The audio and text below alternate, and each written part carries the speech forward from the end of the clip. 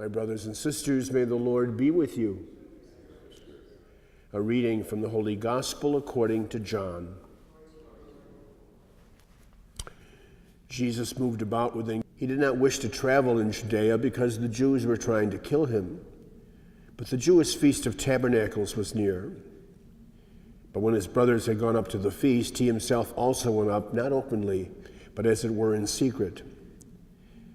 Some of the inhabitants of Jerusalem said, "Is he not the one they are trying to kill? And look, he's speaking openly, and they say nothing to him. Could the authorities have realized that he is the Christ? But we know where he is from. When the Christ comes, no one will know where he is from." So Jesus cried out in the temple area as he was teaching and said, "You know me and also know where I am from. Yet I did not come on my own, but the one who sent me, whom you do not know, is true. I know him because I am from him, and he sent me." So they tried to arrest him, but no one laid a hand upon him because his hour had not yet come. The Gospel of the Lord.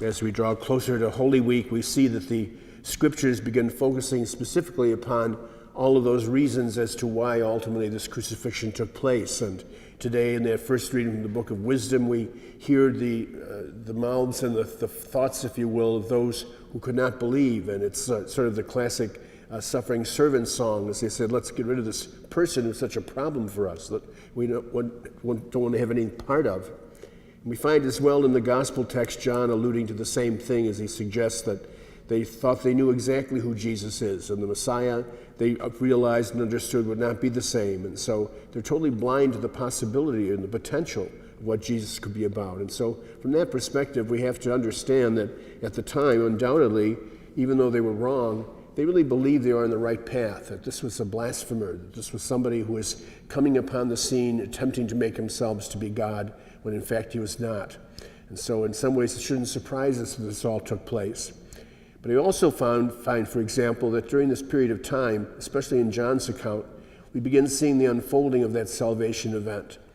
John uses a word over and over again in different aspects called the hour. The hour has not yet come, he says. The hour now has come. And for John, it's much more than just a 60-minute period of time. It is rather that whole event which began with the betrayal of Jesus and concludes with the resurrection. This is the hour of the Christ. It is the hour of the Christ which is a point of glorification, ironically, and not of condemnation. And so we find, for example, on last Sunday when we were listening to John's account of Jesus' conversation with Nicodemus, that Jesus reminds Nicodemus that he has to be raised up just the same as the serpent who had healed those in the Old Testament desert experience was raised up. And the word that John uses for that, the word raising, has two different meanings. The one is literally the putting something up above to raise the thing up. But the second meaning, which is just as powerful, is to be exalted. And so for John, using that word again at this time in conjunction with the hour is to speak about the fact of the glorification of Jesus, that this is in fact an event which is totally not only mind-boggling but salvific for anybody who's connected or linked with him.